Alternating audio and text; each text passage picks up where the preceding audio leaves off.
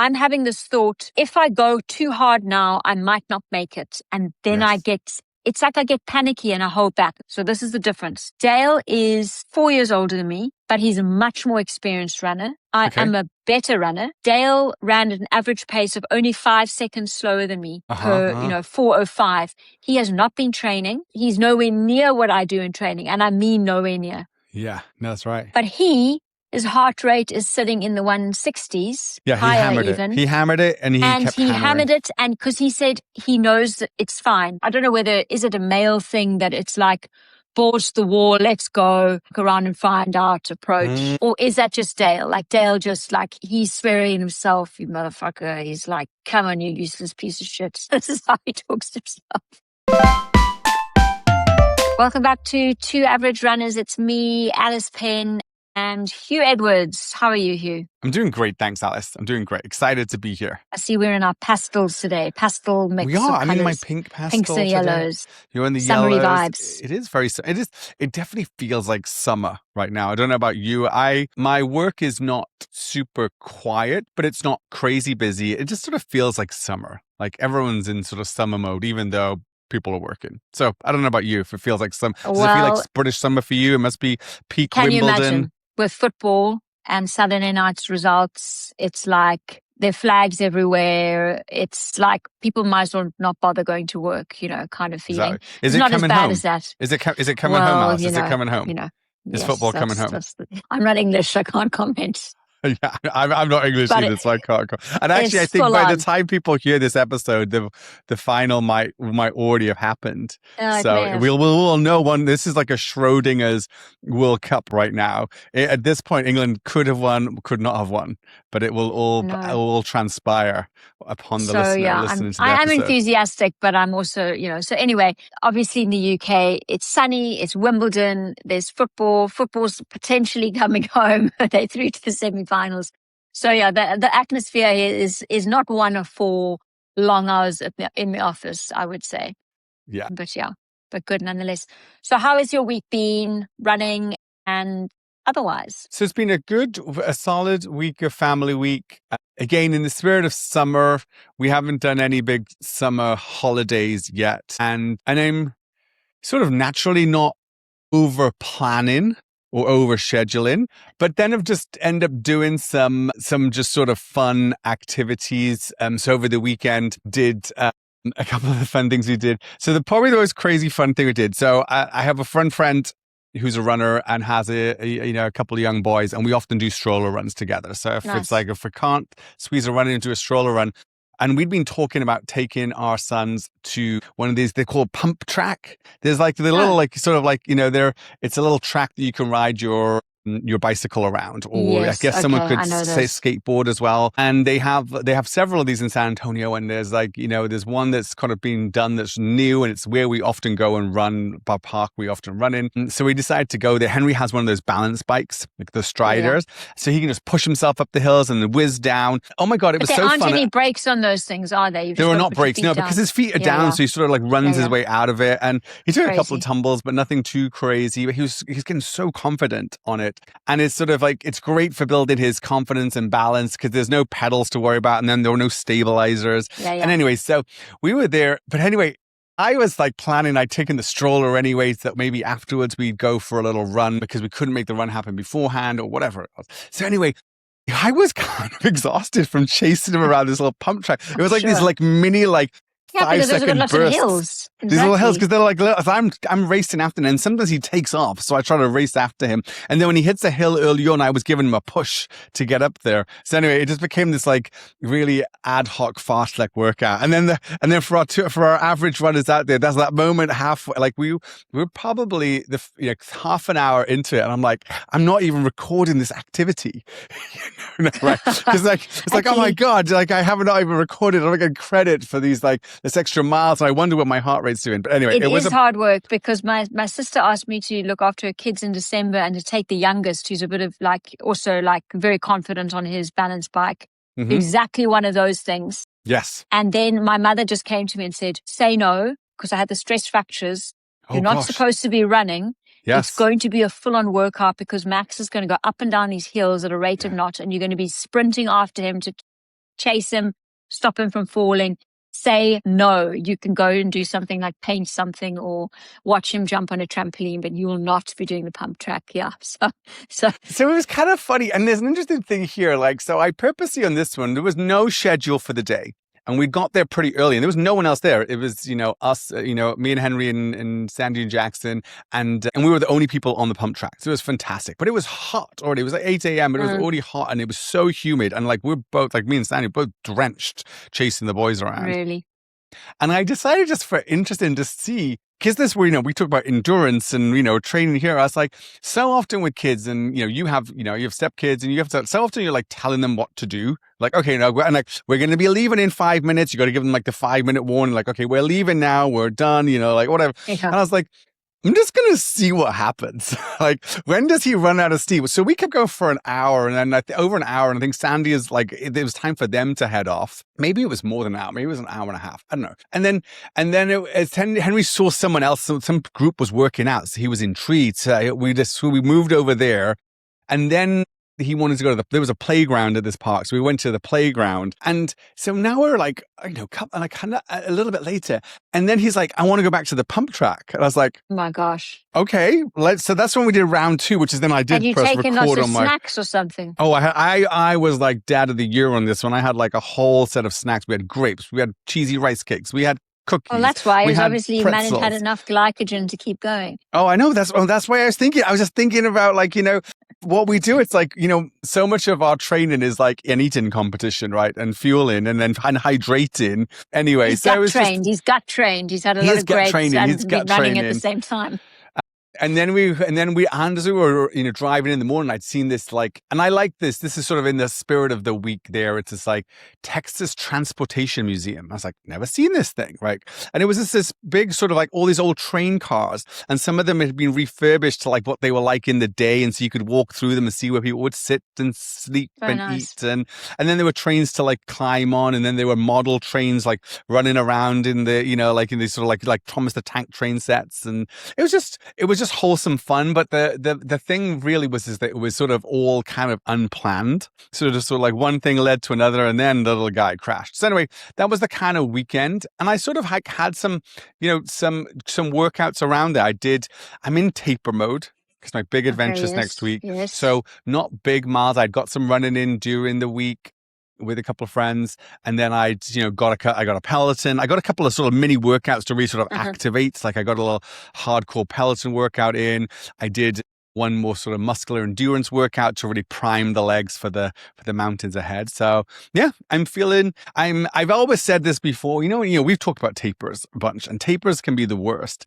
And I still think the best thing for a taper is a toddler, right? Because it's like if you have a little rascal that all just wants to run around and do stuff, like you don't really have much time to like overthink a taper. So anyway, that's the week. Yeah, except are you really tapering? That's my only question. Well, that's a great question, but I think enough. I mean, I was definitely not. Yeah. I think it's a good point. It's a good point. But no, I think for me in a nice way, it sort of took over. Like I wasn't trying to squeeze in a last like 2.5 hour run, in like, a week, just a week before the big event. So, well, I'm just picturing Henry's had this very awesome day with you. And it just also making me think mums and dads can be quite different. Like dads, let's see what happens. Let's see how tired he gets. Like, I know. I was just for this one, I was like, well, mothers would be like, this could be trouble later. We're not going to do that. Yeah, exactly.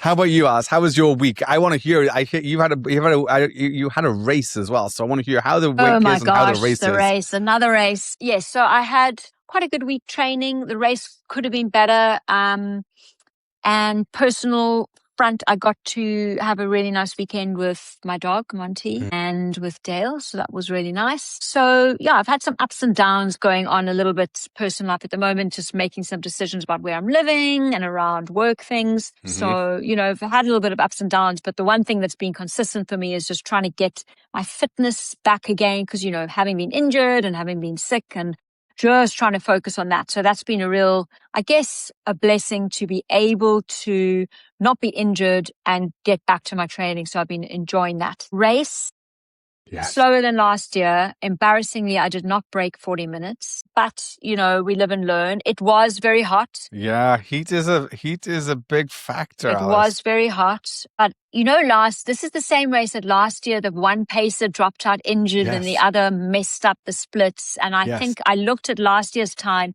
I went back. It was 5 seconds that they missed the sub 40, right? Yes. So this year I decided I'm going to go into the pen and find the paces. And this time I'm going to stick with them and I think we're going to do it. And if the pacer seems too slow, I'm just going to push through. So I got into my pen and for the life of me, couldn't see the paces. So I'm chatting to the guys around me and they actually then, as the gun's about to go, they said, look, the paces are back there. So then I had a moment of panic. Do I sort of stand to the side? Everybody around me is pushing and shoving. There's 18,000 people in this race on Sunday. Oh my gosh. Okay? It's quite a big race. thing. Yeah. Yeah, they've closed down the London roads. You're going through Trafalgar Square, the whole thing. So I had this complete panic. Do I start my watch? I'm just seconds from the mat. Or am I going to step back and wait for the paces? And I did a few false starts and then I was like, no, just go. Yes. Okay.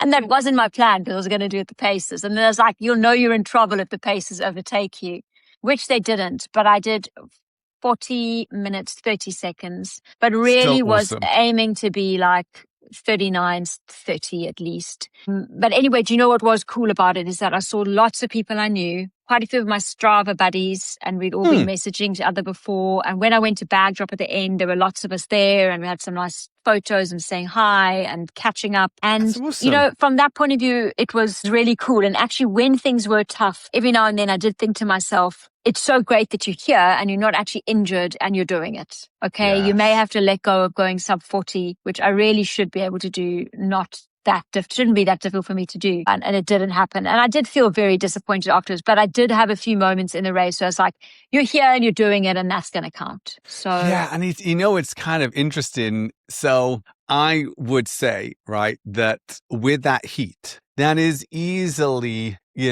10 seconds per mile. I'll just use miles and just because the math, my math is going to 5, yeah. Yeah, it's maybe 5 to 6 seconds a kilometer, right? And so let's call it 10 seconds a mile, 6 seconds a kilometer, right? You add that up. That's a minute. It makes a big difference, yeah. That's a minute over the whole thing. And that's 39:30. And so the heat, that's what I remember, we talked, I think I said one of our past episodes about that little plugin I use, Do Me. Yes, Do.me or whatever. And Yeah, it's sort of nice when it's those, because sometimes as well, you don't think it's that hot, but it's the humidity is so bad or whatever it is. And it's actually this was actually just really slow conditions because of the combination. I just slowed down. 2 of my reps just were too slow and then I didn't make it back in time. And then somehow also at 8Ks, I thought I was at 7Ks, but I actually didn't. I thought I had 3Ks to go, but I had 2Ks to go. Anyway, it is what it is. But yes. No, and I'm excited for the week ahead. I've got booked a whole lot of new races coming up. I've got some halves, I've got some 10s, 5s. So yeah, that's it. That's exciting. Great. Exciting. Race, as Alice is in a race season, as we might say. No, I need to. There's something about me and races. I really need to start practicing it. So I try not to be too hard on myself and think that it's my fitness or that it's just not improving. And yeah, so that's good. So you said you're off next week. So this is essentially, it's become my big event. Little Rock. Yes, the Soft Rock. Soft Rock, Little Rock, Hard Rock. Little I'm Rock, confused. Soft Rock.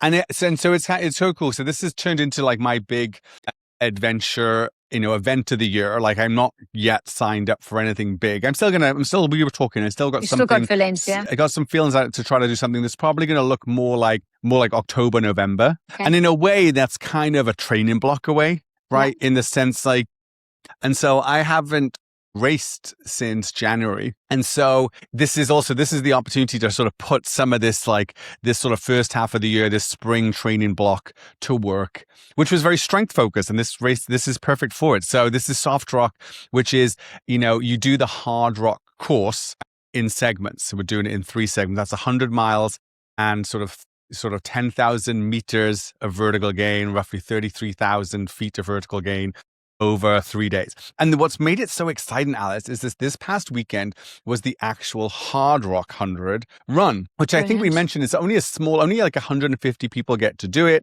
And actually, Yes. 3 people I know from San Antonio were in the race this year. They'd all got in. Wow. They've all been trying to apply for like 10 years, and they all got in the same time this year. And all 3 finished. They each took and they finished quite close together, between 36 and 37 hours each. The winner finished in 23 hours, the male winner. Sorry, no, 20, just under 22 hours, 21 and something.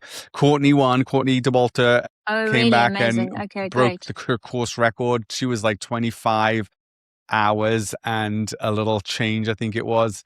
Or maybe it was 26 hours and change, something. It's still incredible. And then obviously the last finisher comes in. The cutoff is 48 hours for this race. Okay. So it was kind of cool. And they have a live stream, and the live stream had all these drone shots, right? They have these drones, and then they were sort of following them up these big climbs, and sort of it was so cool because we've all watched races you watch Boston, right? You watched Boston this year, Alice, and you're thinking like, hey, I've got a Boston qualifier for next year. You're thinking ahead and starting to visualize maybe next year, or you're like, maybe one year I'll get to run Boston. And this one is so cool. Like I'm watching, and again, for me, for Western States, like you watch that, and like maybe one day in the next 10 years, I'll get to run Western States. Who knows? This was so cool because it's like, wait a second, I'm going to be there next week on those trails. Taking notes? Were you taking I was notes? taking notes. And Cool. so there's, this race is just up, big climbs for these are sort of like 3,000 to 5,000 foot climbs, and then descents for 3,500 foot, and then up. There's probably 13 big climbs over the whole thing. And so they had a sort of a live cam on top of one of the most scenic climbs. I think it's called Grant Swamp Pass, and it's beautiful. And so they were, and it's probably about 10 miles into the race. So they were basically, you get to see the whole of the front of the pack, and they're all spread out even by now. And it's really steep up there. And what I noticed is they're all putting on gloves as soon as they get to the top, So why? 'Cause it's hardware getting gloves. cold? Or because of the Hardware gloves, grip? because they're then going to be sliding down. And some of them, it was really clearly so steep. And then I think it's like 70, 80% steep. So that go on your shopping list. Yeah. So I immediately, I messaged a friend, and she was and she was like, "Oh, we used these ones when we did terrain like that, bushwhacking, because you want them to be sort of comfortable and not too sweet, but you want them to be protective."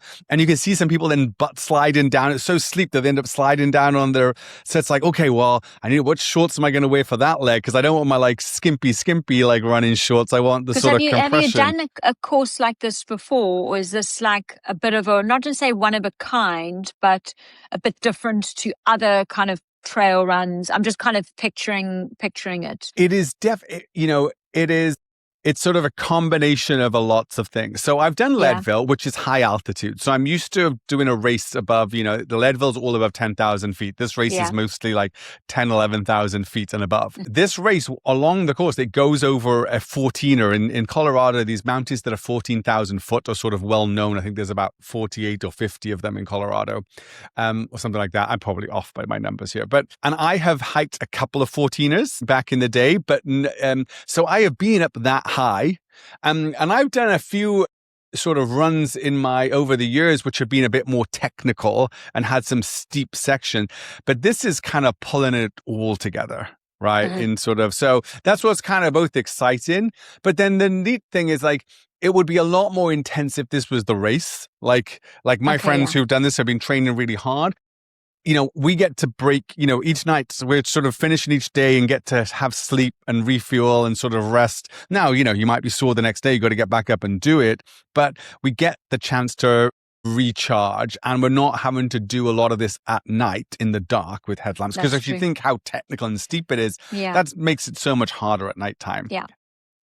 So that's kind of so I'm excited, and it was cool to get in the zone, getting the ideas, putting the gloves on, doing this different pieces. And did anything exciting happen in the race itself? Well, Courtney won, which was great, because I don't think she's won anything for a while, or I haven't seen her name up in the top. No, and she's had some races where she hasn't done as well as she'd like, from what I think. I mean, I don't know that world as well, but I think she's had some ups and downs. She didn't do as well as she would like to have Cocodona. She came second in the end, but she usually wants to win these races. She has not been at Hard Rock for a couple of years. I think she was last there 3 years ago when she did win. I think that was also 2023 when she did the triple, where she won Western States, and I think got a course record, won Hard Rock. I think she might have got a course record, and then won UTMB, which is incredible. But she was back. It was awesome. She was clearly in like good old Courtney fashion. I think she still had some low points at night and did a lot of she said she like what did she say? She fertilized the course a lot in the second half with her puking. I think the other interesting the two other interesting storylines. Tara Dower had done Western States 13 days earlier. Yes, it was just 2 weeks ago. And she'd had a pretty rough time at it, but she'd finished top 10 at Western States and it was so hot and whatever. So there was a point, because you see on the live cam, so in that 10 miles in, she looked horrific. Really? Everyone on the live stream was like, oh, she does not look good. And then midway through, she was looking strong. Then like she'd come back to life. And then at the end, she looked pretty rough. Like, you know, she was quite really a big hurting. ask, 2 races like that close together. So close together. Yeah. Mad. It's just wild. But remember, she has the record, male and female, on the supported record on the Appalachian Trail, which is at 3,000 miles. So like, she is no stranger for like hurting and grinding it out for like, you know, days, weeks, months on end. So that was a cool storyline. And then on the men's field, this is perfect for you and I, Alice, and our audience. Ludo Pomeray from France got the three-peat, his third time in a row winning Hard Rock. He got another course record and like he beat second place by 2.5 hours. He's 50 years old. I'm joking. 5-0. So the big story last year was that he was nearly 50. So he gives us all hope. And he is an incredible downhill athlete. He runs the downhills so fast, like 6-minute pace on these like super, like, you know, like whatever that is, like 4K pace, like just coming down these mountains. He's just bombing these mountains and his legs seem resilient enough. But yeah, it was like a wonderful story for age and athletes and strength and continuing this stuff. So because this race is so slow and it's like all about going up and then down, you know, he's not going to be winning Western States, right? And I think he's won UTMB before, but hasn't won UTMB in a decade, I don't think. But it just shows when the race gets this hard and technical and, you know, at altitude and all those factors. So that was a cool story. I suppose the last story is, you know, Tom Evans, who won UTMB last year? Yeah. So he dropped out for the altitude sickness. Okay. So he was pushing hard. He was already in second place. He was not challenging Ludo. But then I think he pushed too hard. And we don't know the full story yet, but we hear it's altitude. Okay. So he dropped out. So tell me, how many nights is your trip? And tell us a little bit more about it. Yeah, exactly. So remember, the course is like 102 miles. And there is, you know, people, when they do what's known as soft rock, they tend to break it into 3 or 4 legs. Most people do 4 legs. We're doing it 3, and it means that the first day, we've structured the first day is 44 miles.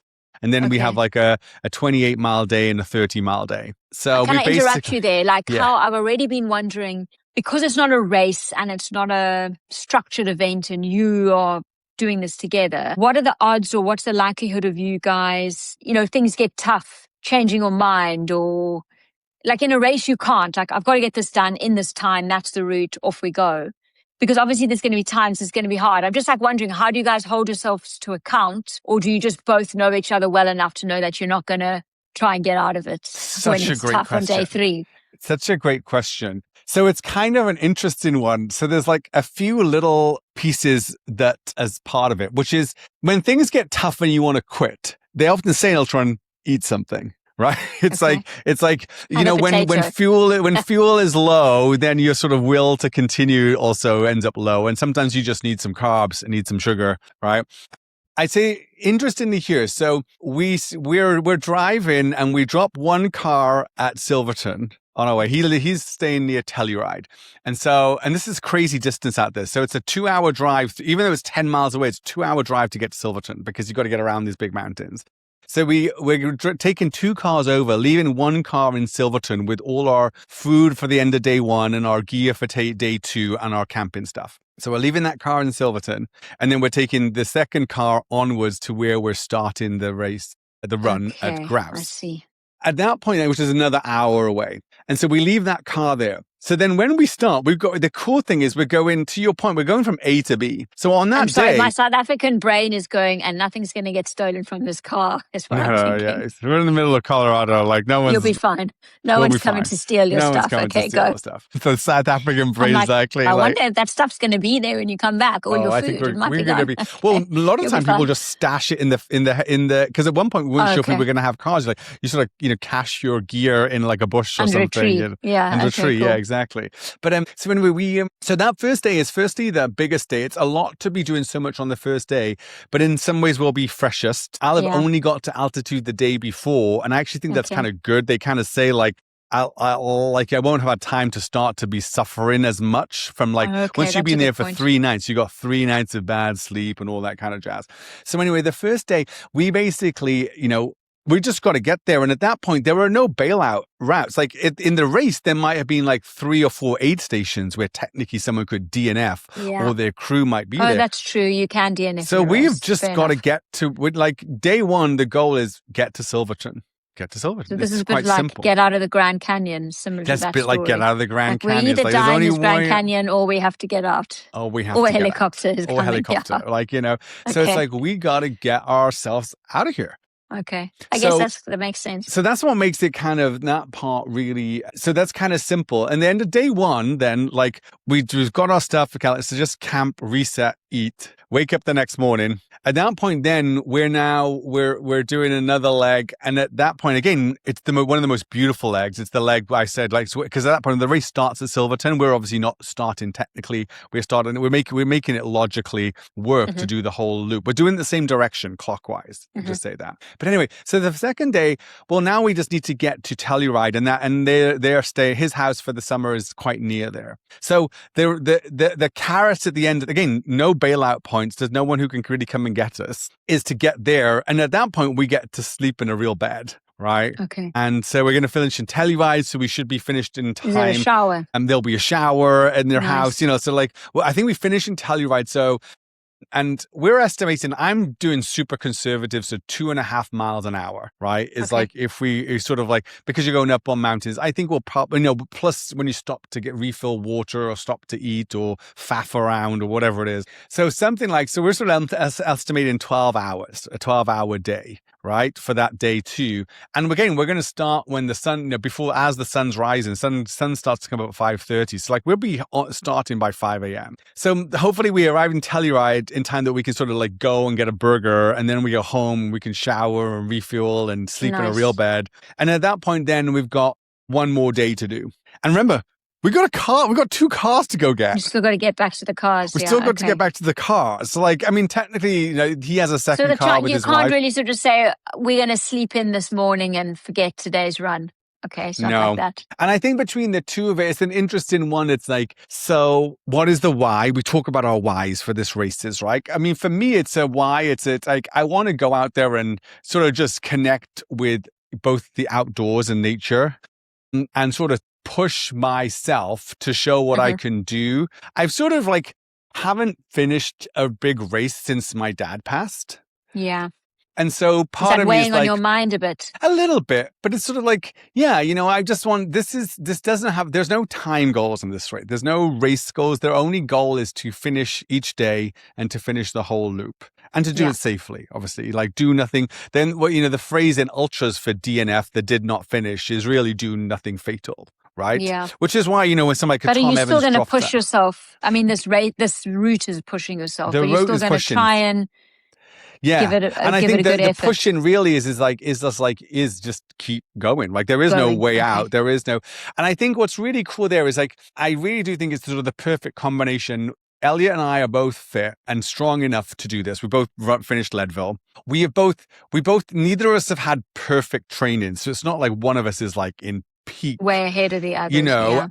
He has been going to be more acclimated because he's been out there for several weeks. And so I think there's and I think it's great. Remember when we talked about the Grand Canyon, there were 3 of us, and the 3 is actually, I realize, is a bad combination because in this one here, at some point, if one of us is feeling rough, we're going at the pace of the person who's feeling rough. So we're like each other's pacers in that moment, in the race. And so when there's three of you, someone's always suffering. When there's two of us, I bet there's moments where I'm suffering and he's suffering. There's moments when neither of us are suffering and we can move. Yeah, exactly. But being So I think, moving on so I think it's sort of like we're committed. There are no. I've often thought with these ones when you want to. And you know this with a marathon, right? And you can probably, I love to hear your points here, which is like when things get really hard and you're really suffering and maybe the glycogen's low and like, the energy is low, the mind is so clever. It will think up these amazingly like clever reasons why it is imperative. It is life threatening to stop right now. Right. And it's sort of like the mind comes up with these crazy, and I've often find for me is like, if there's anything logistical that's like depending, like, oh, well, I need to get home, or like people are waiting backstairs. Like, well, I should just quit now because it's not, it's unfair on them, or like these weird kind of things. Or it's like, oh, well, it's like finding these like these clever little excuses and reasons to quit. And in this one here, there isn't like, there's no time goal. There's that we just need to, we know where we need to get each day, and there's the car and the gear is going to be there. Right. The house is going to be there. But you know what? Let's remember this discussion. And then next week, you must tell us whether your brain did come up with things. Oh, yeah. And then what I did with it. Yes. Yeah. Just try and remember that, just because I think that'll be very interesting, because I was listening to a podcast just a few days ago, and I don't know who it was, but it's like a really good runner, elite level runner. And he was actually trying to explain that even the best runners have this thing happen to them. Yes. And I actually hadn't quite appreciated that, because I've always got this feeling that those people don't get that because they're fitter, stronger, faster. Mm-hmm. And therefore they actually feel, because they make it look easy and they're so out of we are not anywhere near the league of the top people. Like, so far it's a joke, right? Mm-hmm. And so you kind of assuming there's so-and-so running so fast, they look amazing, a gazelle, they're flying, like they feel good is what's in my mind. And actually I need to think about who it was, but anyway, it doesn't matter. The point was, no, and actually from sometimes very early on, their brains are saying DNF this. Yes, very much so. And that's the reframing. I didn't know that. I didn't actually realize that until probably 4 days ago. And that's why, like, Courtney Dauwalter is like famous for this one, sort of really popularizing and sort of bringing sort of attention and understanding to this idea of the pain cave. Like, so yes, this and I like, have heard that before, but I still didn't really think it was like somebody in a 10K or a marathon like Sebastian Sawe. Do you think, I'm assuming he doesn't get any signals. I'm assuming he thinks, I'm sure he's in the I'm absolutely smashing it here. No, I don't think so. And head. I think in those one it's different, because it's like, I think something like the marathon there over 2 hours, it's all about controlling all that and sort of channeling it and like suppressing those signals and the pain and just like, but that's like, I think I've heard them say it's like, this is the reason we do it. It's hard. And I think the shorter distance is even crazier, right? Because then, like the people running the mile or the 1500. So they're doing sort of 4 laps on the track. That fourth lap is pure oxygen debt. Lactate is through the roof. It is complete and utter suffering, right? And it's like trying to control and control and control and then just dump whatever's left for the kick, you know? So I think the sort of a sensation, but I love, like, Courtney was to talk about this idea. There's a moment when you're really suffering in a race, and she calls it the pain cave. And so she often says, like, when she's starting off, she's like, oh yeah, I packed my chisel. She'll often reference her chisel, because she's like, so I'm going to get into the pain cave and I'm going to start chiseling away at the cave. Right.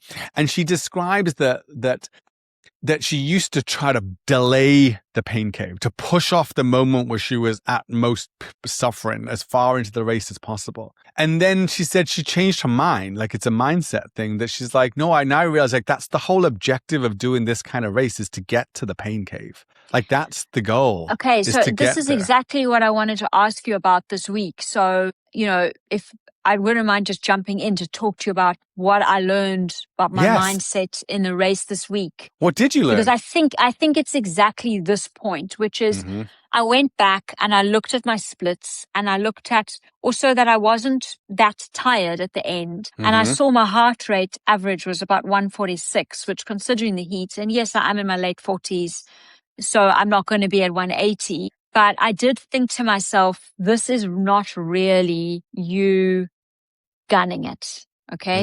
This is you holding back. Okay. And I actually ran it through AI just for interest. Yeah. And it called out 2 spots and it said, you backed off here. Interesting. Now, what started happening is at that, and it was right, at kilometer 4, I thought, shit, I'm feeling tired. Everything was kind of fine.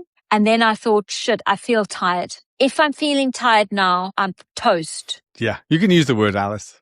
Yeah, I'm fucked. Okay. Yeah. So that was in my mind. And then that was a discussion with myself at kilometer 4. And when I hit kilometer, moving into kilometer 5, I kind of realized I'm a few seconds over 20 minutes, or I'm 20 seconds over 20 minutes. I've screwed it. It's never going to happen. Just try and keep it together. It doesn't matter if you drop the pace. Like, I was having all these conversations, but I think this thing you've just said about holding off. So I'm happy to, when there's a kilometer to go, to say, let's really see what you've got. Exactly.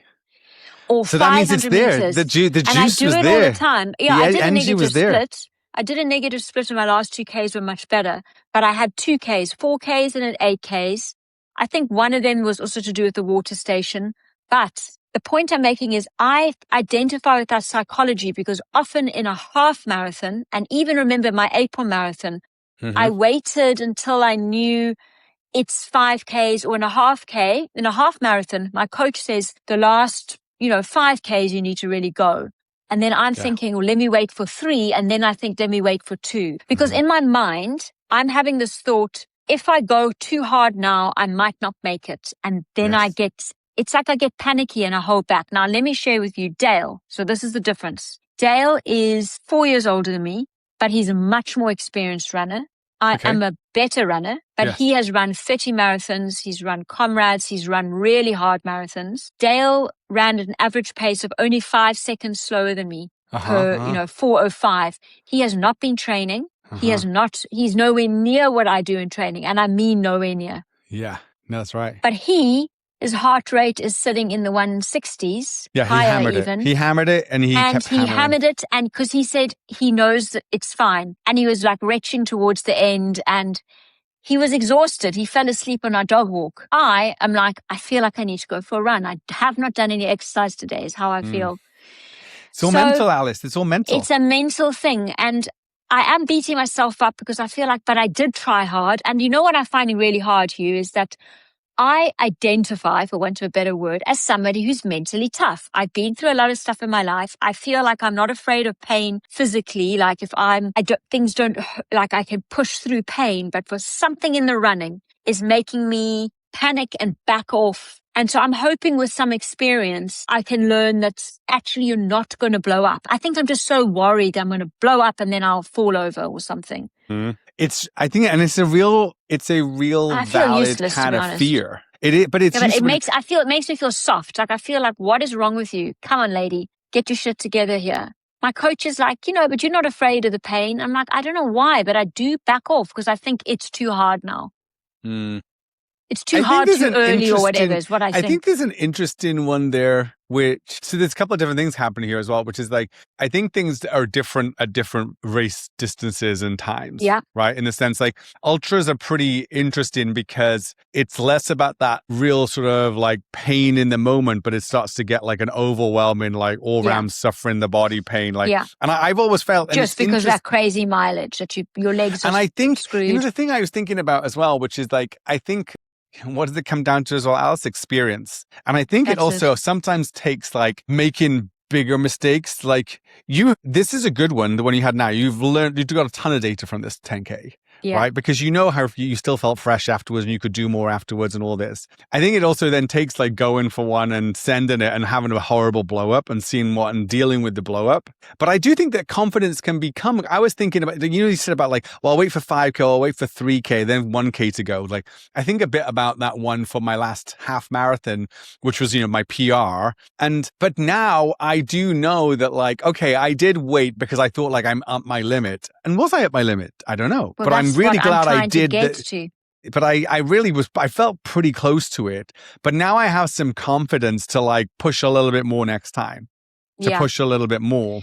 But do you not also think there's a psychology a bit about like the banister breaking the mile? It's like, I reckon, let's say I had gone with the paces and I'd gone under 40 and it hadn't been that bad, then I would probably not ever not run under 40 again unless there was some. It's like I found that with a sub 90. Like it took me a while to crack it. And now I know that even if you told me now I need to do it now, I would be absolutely fine because I know, but I'm not confident like it's not an issue. Yeah. So I also think there's something there as well. Like once you've done it, then you're like, oh yeah, I know it's fine. Oh, I think that once you've done it, and it's interesting. I think there's two things there that I've been thinking here because it's like, I'm about to do more climbing in a stint than I've done in any of my other races. Now I've done another race, Run Rabbit Run in 2016, which is a hard rock qualifier, which was like has a lot of climbing, more climbing than Leadville, not as high elevation than these two races or these two runs. So I know what it's like to string a bunch of it together. But I was sort of thinking about this one. This is, I know I can do it. Like at Leadville last year, I suffered so much on this really steep, the second time over Hope Pass. It was mile 55. It's 2,500 feet of vertical, 2,500 feet of vertical.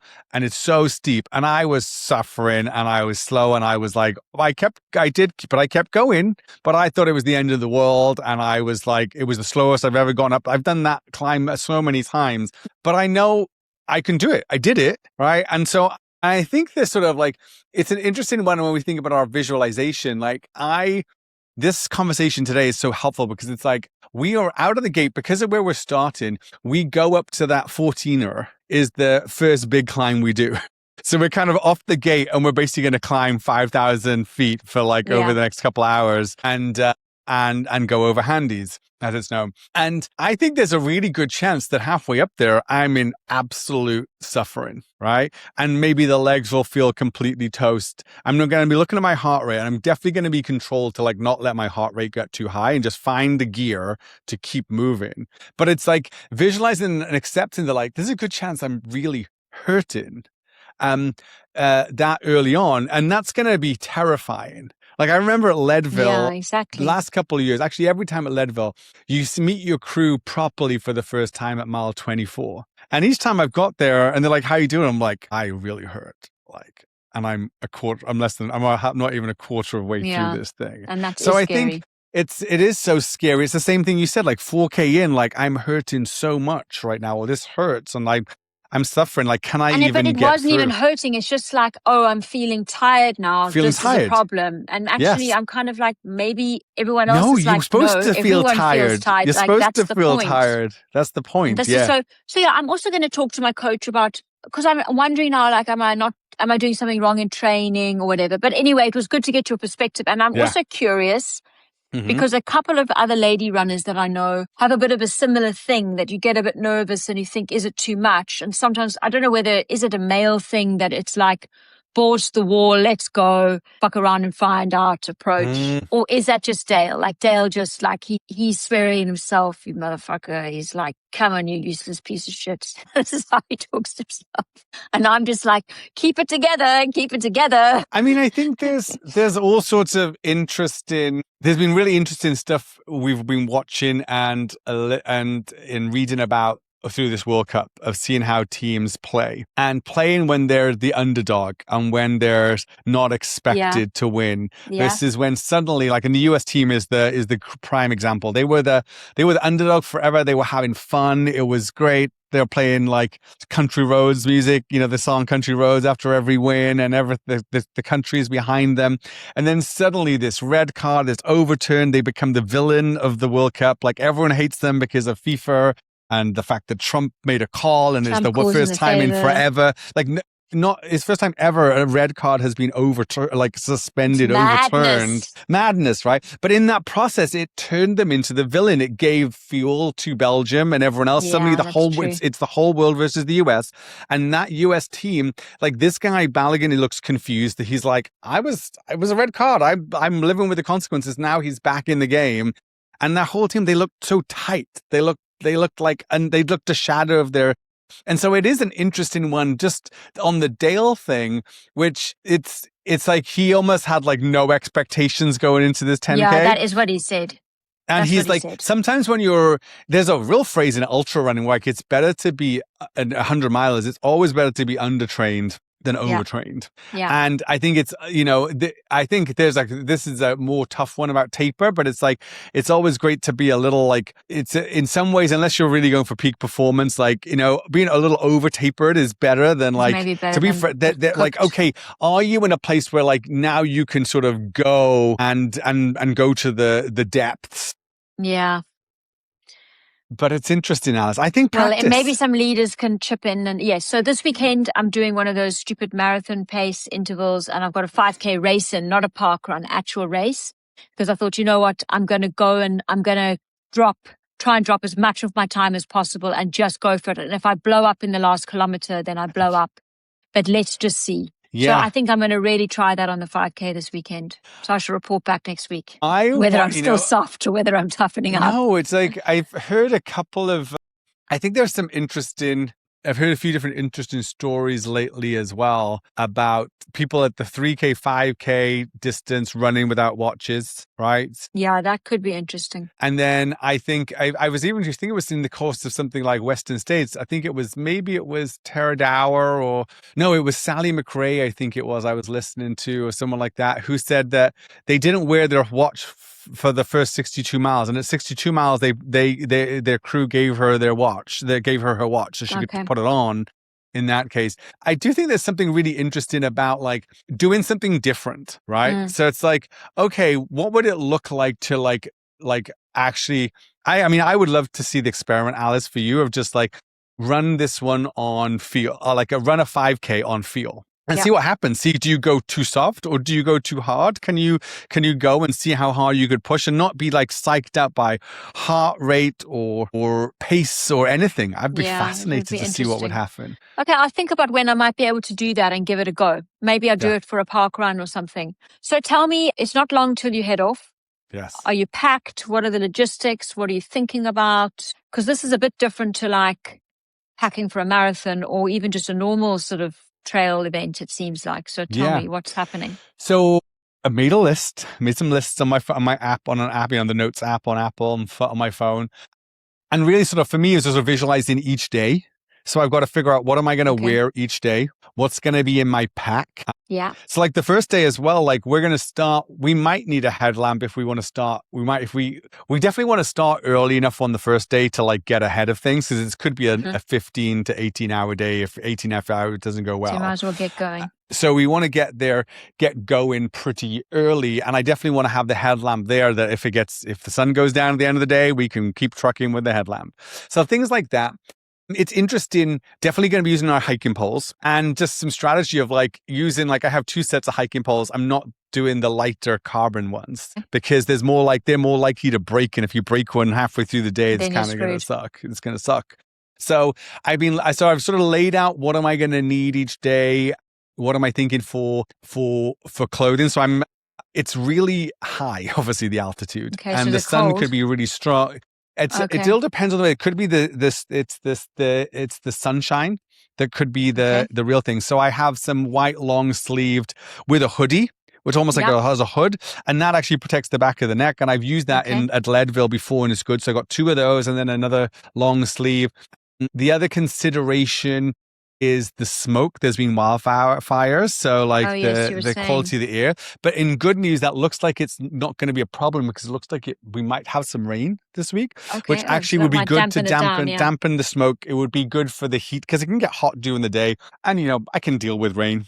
So I've sort of laid out. It's really, really thinking about the logistics of what's each day. I'm thinking, how can I be useful? Sunblock. Okay. 100 I'm SPF. sure you thought of that. No, 100 SPF. But also, it's like. But now, what about food? How much do you have to carry, and how much do you need to? I mean, how is that working? So, if you're thinking about the first day, and if I've been sort of thinking 2.5 miles an hour. Right, as our sort of conservative, the first day 44 miles, like at the conservative level 18 hours, right? Yeah, that's a long day. We got to carry carry all our food, and so the way I've sort of been thinking about this is that we're going to be burning a lot of calories. You burn more at altitude anyway. Yeah, is what they say. And if it's hot, and then again if it's hot, and again. So I think. My sort of like simple math. I can do pretty high carb normally, right? but is sort of shooting for like visualizing 80 grams of carbs an hour, right? Okay. 70 to 80 is sort of the thinking. And so my strategy for that one is I like those beta fuels, SIS beta fuel gels. Those go down great for me. And they're 40 grams of carbs. Which flavor do you like? I actually like Kiwi. neutral. I like neutral. Oh, gee, okay. I think that's the least neutral thing I've ever tasted, but anyway, carry on. It just tastes like sugar. I like the orange otherwise. I'm not so fan of the strawberry and lime one or whatever, but so anyway, so I'm sort of visualizing one gel an hour, right? Okay. And then I'm doing wraps with peanut butter. Like, so flour tortilla wraps. So some solid food that gets a little bit of protein, a little bit of fats, like some, and then some candy. So my go-to favorite candy for this one is like Nerds gummy clusters. Oh yeah, I know those. So they're like the gummies around, and I bought some in packs. Quite sour. They can have a little sour to them, which I kind of like a little flavor. Yeah. So it's like so it's a those are sort of the combination, and then I got off the feed. They're called waffles. They're basically these little waffles, but they, because it's like so I've got some of those for each day as well. So those are that's kind of the food throughout the day. I have a pretty good stomach normally, and I can just I don't need to get too cute and too fancy about this. So do you stop and have this peanut butter wrap? Because I can't imagine running and eating a peanut butter wrap. But remember, there's a couple of, there's a couple of obvious places, which, yes, you could stop on a summit or a pass. Like you've just had a big climb. It could be a good time to get some food in. The exception being if it's high and you don't feel great, you want to get down. Yeah, you just you don't want to hang out at you don't want to hang out on the top of Handies at 14,000 feet unnecessarily. Just get down and then. And if it's cold, you don't want to hang out at the top and get cold. If it's not too steep, I can sort of eat some on the way up. Okay. And I can I'm almost envisaging with some of those wraps that are sort of taking one after I crest, a pass, taking one out, we might have a couple of minutes and then just starting our little descent and just having a little, bite here and there as we're sort of working. And then you've obviously got water, but are you getting electrolytes in your water or what do you think? Electrolytes, I'm really liking LMNT right now. That's just the one. And so, and it's, I'm doing we're doing soft flasks as opposed to a bladder. And then I have a filter, like a filter cap, so I can just fill it in any stream, put the top on. That's why I was wondering where you're going to refill. Okay, makes sense. But otherwise, it's basically streams along the way. And what are the other kind of? Sorry, carry on. Yeah. Oh no. And so it's actually been a pretty dry year, so it's I think I might be trying to carry every time we do a stream, making sure or a big that we're up to do 4 flasks. So that's 2 liters of water at a time. And are there other sort of technical things that you have to think about? Gloves. Are the shoes the same as your normal kind of trail running shoes? What are you, I don't know, because I just don't know this world. For this one, what else I'm do you have to doing think my about? most burly.